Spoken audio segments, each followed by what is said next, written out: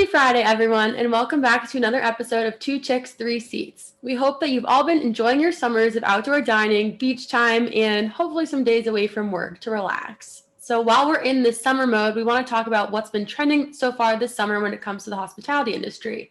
So for this episode, we're going to be talking about summer cocktails, cooking, outdoor dining, and event trends that you should be on the lookout for the rest of the summer season. And if you're not doing any of these things yet, then maybe you could be inspired by this episode and try some of these things yourself. And then let us know if you do. Yes, definitely let us know. So you want to and kick of it course, off, Kate? yeah, bro, we always kick it off with cocktails, I feel like, when we're on trend episodes. So why not do that this time, right? So this first one that we're going to talk about was inspired by La Casita. Do you think I'm saying that right? Which is located in the hotel. Oh, this was even harder. Figueroa in Los Angeles. I just butchered that. And I'm so sorry to people who actually can say those words with the correct accent, because that was just bad. I'm sorry. Anyways, with that said, they have some really interesting summer cocktails and some really inspiring summer cocktails, I think, that a lot of places could just do on their own, and maybe mix up to make them their own. I think my favorite one is this sorbet one that's Prosecco, mango sorbet, and lemon zest. It looks amazing. We will link their Instagram in the description for this episode because it's gorgeous. This drink, I mean, I don't even want to drink it. It's so pretty. Okay, Kate. I wrote about it in this blog post I'm writing about cocktails that are almost too beautiful to drink. And that's this one. This encompasses everything that is a cocktail too beautiful to drink, but I'm sure it tastes just as good as it looks. I might make this at home. I don't know.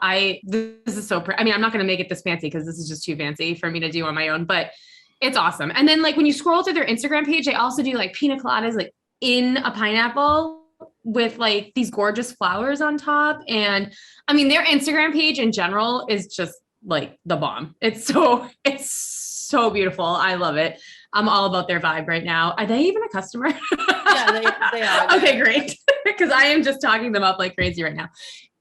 Everything is gorgeous. I want to go to LA now just so I can go there. We should stay there. We need to stay there. But with that said, I mean, that's something a little more fancy. And they have when you see the picture, they have the sorbet cocktail in this really pretty coupe glass. And I don't know, it's just so summery and beautiful. But something a little more simple. And I feel like we've talked about these on the podcast before, but they never go out of style. I think that they've been a favorite cocktail in Italy and in the United States and probably everywhere, since the 20s, and they're never going to go out of style. So the Aperol Spritz, let's talk about the Aperol Spritz, right? It's my favorite summer cocktail. I never get sick of these. It's so good. It's so simple to make. There's absolutely no way your bar doesn't have all of these ingredients already. So yeah, I think it's something that everyone can do so easy in the way that I mean, the ingredients vary. You can use Campari instead of Aperol, which is basically, I mean, it's a little more bitter, but it's basically the same thing. So it's 3 ounces of Prosecco, 2 ounces of Aperol, Campari, 1 ounce of club soda, and then you garnish it with an orange slice. Like I said, it's so easy. And the Aperol and Campari adds this little bitterness to the sweet Prosecco, and it's out of this world. I love it. And you can batch it too. So you can make it with a whole bottle of Prosecco. You can make it with 6 bottles of Prosecco. Go crazy. And some places I've seen actually use what's it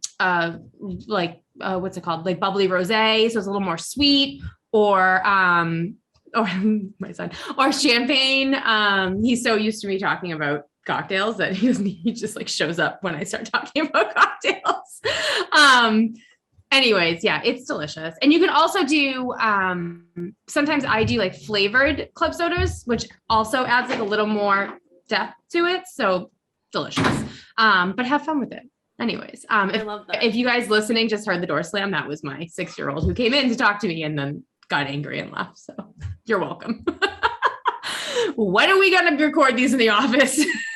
Sounds like you need a Aperol Spritz right about now. Sounds like I need a whole bucket of them.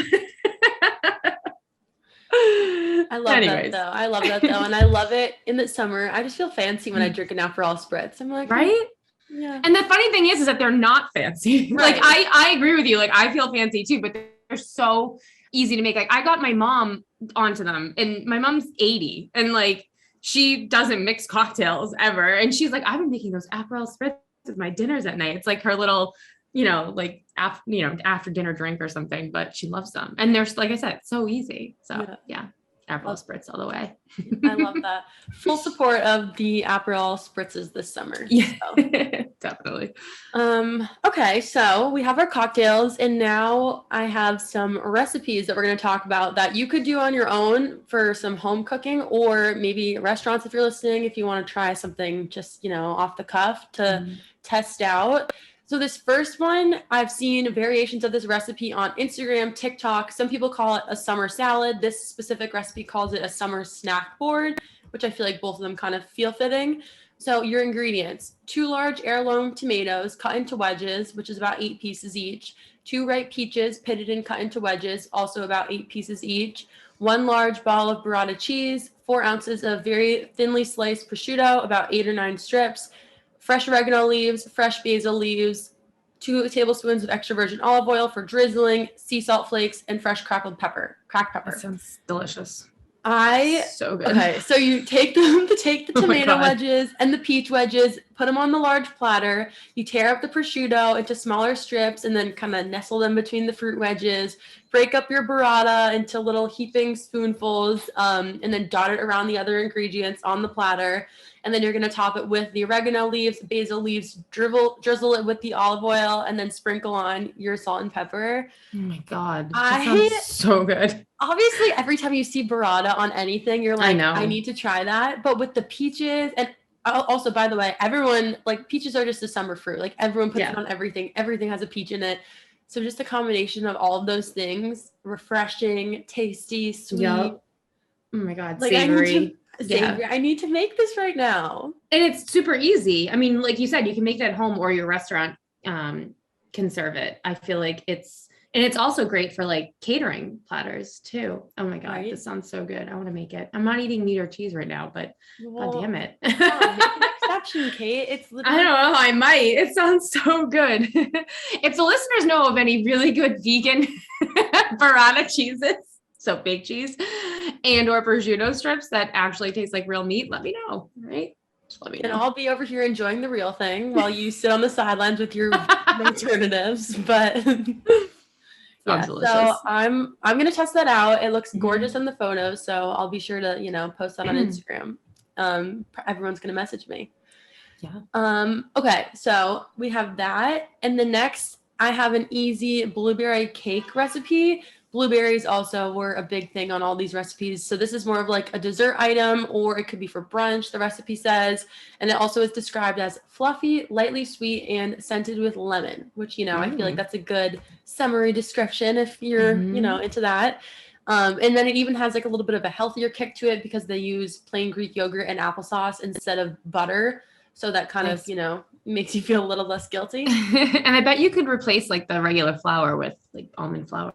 Definitely, maybe too. Yeah, cool. I was thinking that as well. I'll just list off some of the ingredients, and then I'll also link the recipe so you can find the actual portions. But you can take a mental note right now if you have these things in your kitchen or not. But all-purpose flour, brown sugar, cinnamon, baking powder, baking soda, kosher salt, 1 egg, olive oil, plain Greek yogurt, unsweetened applesauce, vanilla extract, blueberries, lemon zest and lemon juice, and powdered sugar.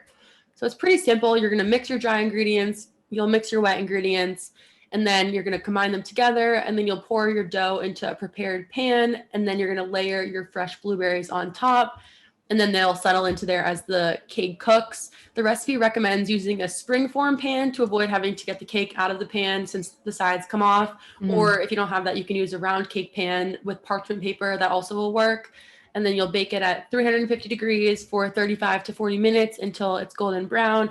You can sprinkle your powdered sugar on top when it's done. And then you can also serve it with like vanilla ice cream, homemade whipped cream. They also recommend if you wanted to do like a blueberry or lemon kind of glaze on top, also works well. That's really good. It sounds delicious. I love blueberries. I don't know about you, but I think it's just a good summer fruit. So we'll link this recipe as well. But I think that's a good one to try anyone Yeah. out there listening, if you're interested. That sounds really good.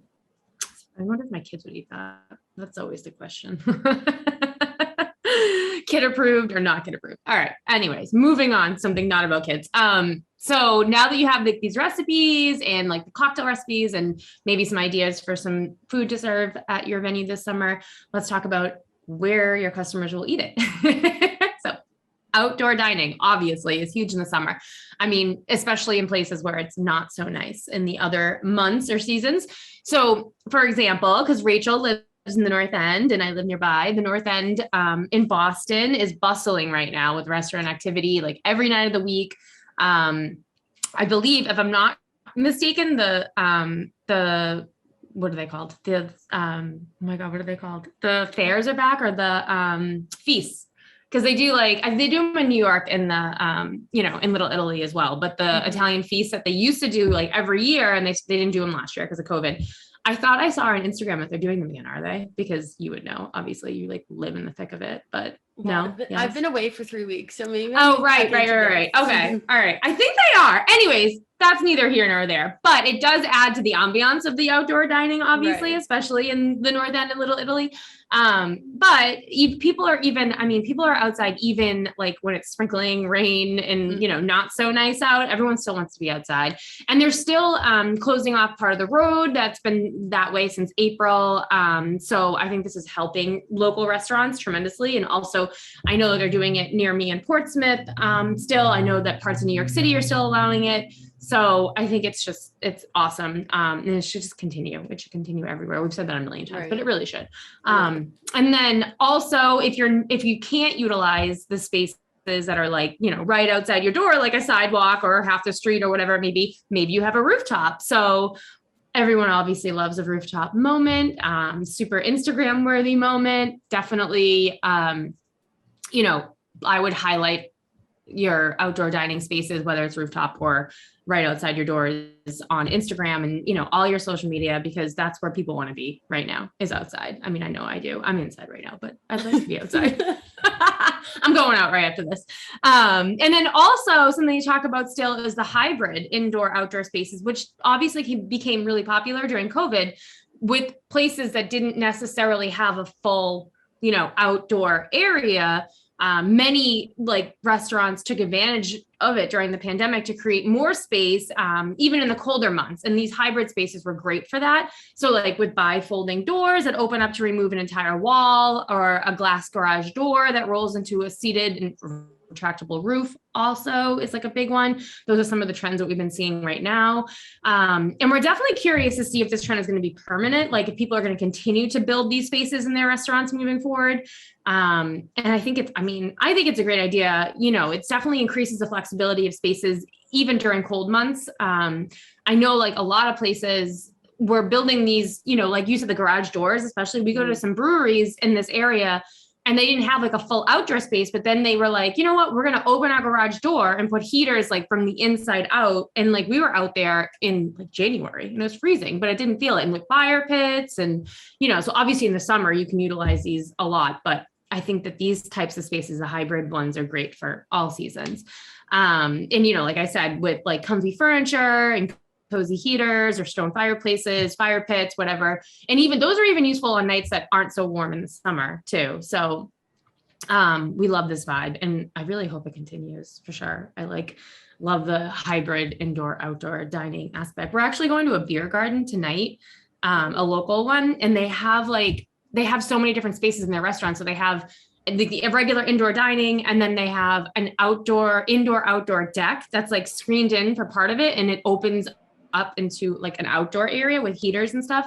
And then they also have a beer garden that is, that has like all these stone like fireplaces and picnic tables, and the kids can run around and, we can get drunk. It's great. The best of both worlds. Yeah, it really is. But yeah, I'm definitely the one thing I love about, one of the things that was awesome that came out of the pandemic actually is that restaurants, like so many restaurants now have all these different types of seating options and flexibility. And I just love that. I love the, how you can pick and choose like where you want to sit and like the kind of vibe you want to have for your outing or whatever it may be. So yeah. Right. And it totally changes what kind of experience you're going to have too. Just Yeah, it. exactly. So, if you don't have something like that going on right now, I mean, I know some venues can't at all do any of this, and that kind of stinks, but I think if you have any ability whatsoever to build something like this, if you don't already have it, now's the time to do it, folks. And Rachel's going to tell you how to market it. I am going to tell you how to market it. Wait, really quick. It's so funny how, I mean, just thinking about how much of an impact like the extra space for outdoor dining has had. Like just how driving down Hanover Street in the North End when you're in a car, it's a lot harder now because it's a lot tighter. Yeah. But just thinking before, like it makes such a difference for the restaurants, just having that little extra sidewalk, like thinking about if they didn't have it, what it would look like. Well, because they didn't before, like those restaurants, especially like city restaurants like that, like there was no, this tiny little sidewalks, busy streets, like there wasn't that option for any of them. So I think like, I don't know. I just think I think it's awesome. Right. It's like such a great thing. And it's also nice because a lot of those restaurants, and I remember when I lived in the North End, and I bet you feel the same way, is that in the summer, like I didn't want to go to the restaurants in my neighborhood because they were all indoors and kind of dark, really nice, but like kind of dark and, only windows in the front because it's a city building and, or you're in a basement and like, if it's 100 degrees out, then it's nice because you're cool, but you're so close to the ocean there and like so close. There were so many other options for like outdoor spaces. And I always chose those. Or I always went to that one in the corner of Hanover that has that big outdoor Mama Maria's or whatever. Yeah. Got out. Spent a lot of evenings there when I lived there. But I just think it's nice that they all have the ability to do that now. Right. So, yeah. I know it's definitely in New York, obviously it's been a huge game changer for restaurants. So it's definitely a good thing to come away from the pandemic because it wasn't there before. So right. Just, an observation. Absolutely. Okay. So the next thing for marketing. So I have a couple things here, which I think are all very interesting. So first, just like a basic thing, we were talking about how much everyone's loving outdoor dining. So they're obviously posting about it online. So using photos and videos that people post, make sure you're always posting about those on your own account. So like the user generated content aspect, we've talked about it before, but I think it's just good to reiterate. If you're like seeing you get tagged in something, then like as soon as possible, repost that photo. If it's a story, it's going to expire after 24 hours. So make sure that you're taking advantage of all these opportunities because sometimes it's easy to like miss things, but just try your best not to miss them. And then you can even like screenshot stories that you get tagged in to use them for later on, or people may be tagging you in like a grid post. So you could also screenshot that as well. But I've seen like things that I post just personally outside of work that get taken and then the restaurant will post it on their own account and they like, that's great for them because it helps them as well. Because, on the Instagram side here, sometimes it's hard to make content and like it's a lot of work. So it is just a reminder to take advantage of all this user generated content out there.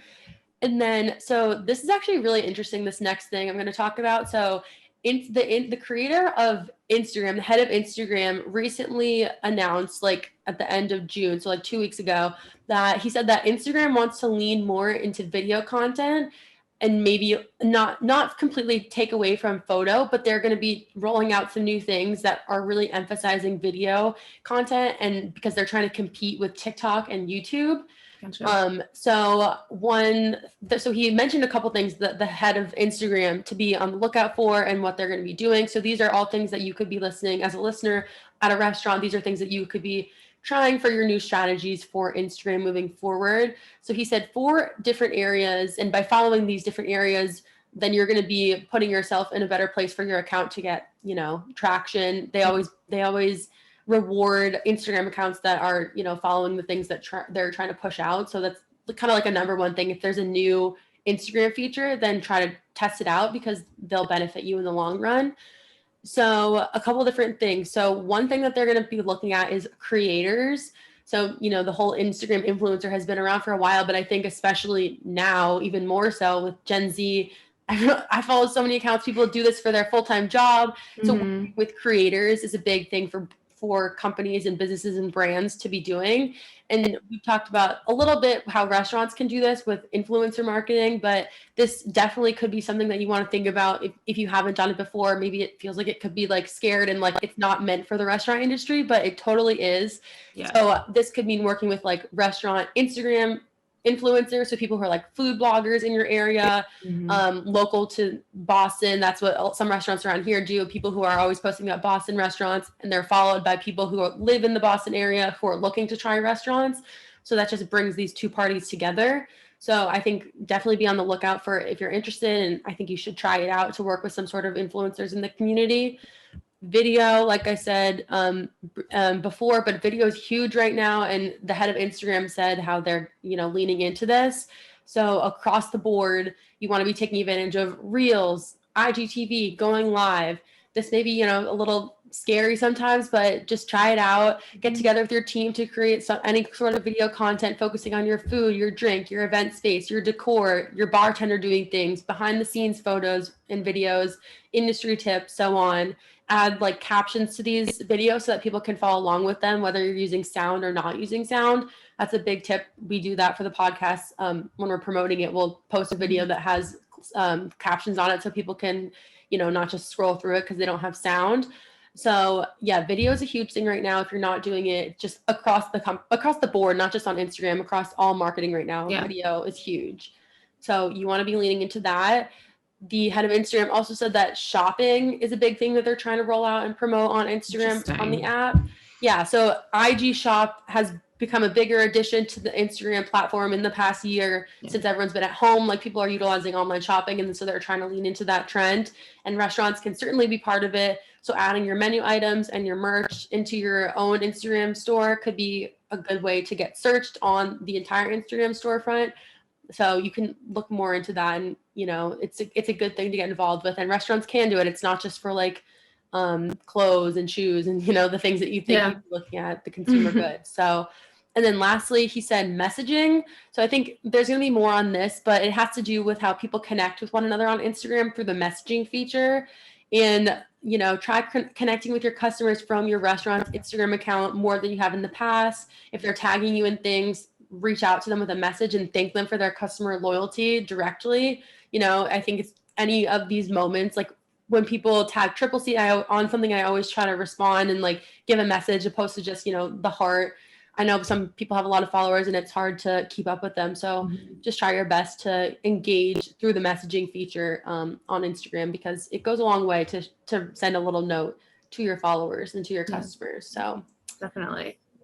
Those are some things from the head of Instagram, and I think it'll be interesting. He said that more things are going to be rolled out, and they're just kind of figuring out what's going to stick and, what is the next big thing on the platform, because it's always changing. Yeah, I'm excited to see. Platform. Right. I'm definitely excited to see what they're going to do. Yeah, and I think it's super smart, because if, they can't, they can't be TikTok, but they can be an alternative to TikTok. I think it's really smart, because I feel like I have started to like scroll through the videos, like the Reels in Instagram now, opposed to like opening TikTok and going, because a lot of creators post them on both platforms too, like the same video. So, and Facebook, but I am rarely ever on Facebook, to be completely honest. Like I deleted it from my phone because I just feel like I did too. Did you? Like I only use it for work, and I know that it's important for businesses to have a Facebook page. And I think that our Facebook Live videos are still really important. And I'm not saying it's like obsolete, but it is definitely the last one that I gravitate towards. Right. I know. I think the live, because like with live, you can use the videos for later. So that's good. But then when it comes to like uploading photos or posts, it's definitely, not what it used to be. No. And honestly, the only reason why my photos get uploaded to Facebook is because I upload them to Instagram and they automatically go to Facebook. And the only reason why I continue to do that is because my older relatives, don't have Instagram or don't know how to use it. So God forbid I don't post pictures of the children on Facebook. That's literally the only reason. Right. And work, obviously. Work. It's way more important to me. Work for work than it is for like personal use. But anyways, I digress. But, something that we were curious actually to hear from our listeners about are their summer event trends. I feel like maybe because, the pandemic, it's obviously still an issue. It's not behind us completely.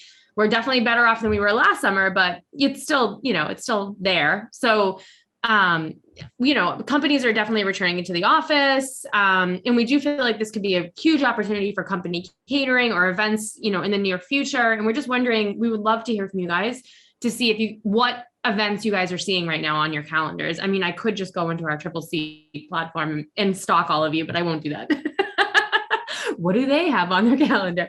No, but honestly, we're just really curious to see what types of leads everyone's getting right now. So any feedback on that would be very helpful. We want to do a future episode on just specifically event trends. Doesn't have to be summer, but what you're seeing right now. I've heard from some of our customers that they're already getting holiday leads because no one had a holiday party last year and people are so anxious and they're worried that space is going to fill up super fast, which I hope they do.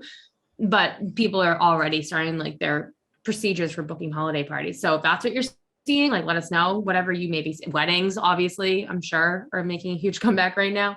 We'd love to hear from you. So. Right.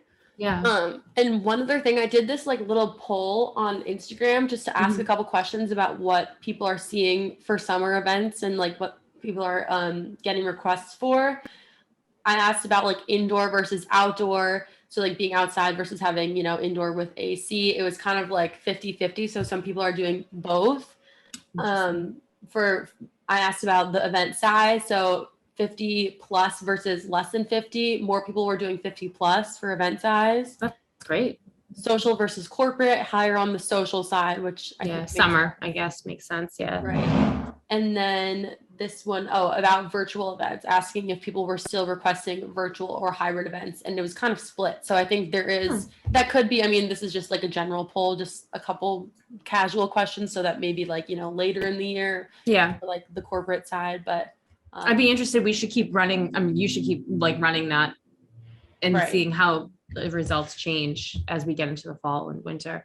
But yeah, that is interesting. I'm wondering the hybrid event thing, I don't think it's going anywhere anytime soon because I don't think that a lot of people are still going to be comfortable going into large events come fall and winter, especially because, when fall and winter is upon us, we also have to worry about the flu and and I think more people are being way more cautious now, and no one wants to get sick because no one wants to have to go through what we just went through. So, so I do think we have another year or two of a popular hybrid event, and also if people are interested, they should check out last week's episode where we talked to Ike about, his platform and what they do for mainly virtual, but also hybrid events. So. Right.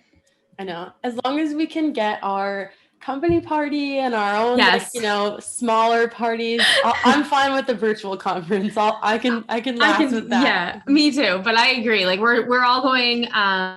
Tripleseat is going to Nantucket in the fall, so we don't want anything to hamper that. We haven't seen our colleagues, and actually, Rachel and I just saw each other for the first time in a year yesterday in person.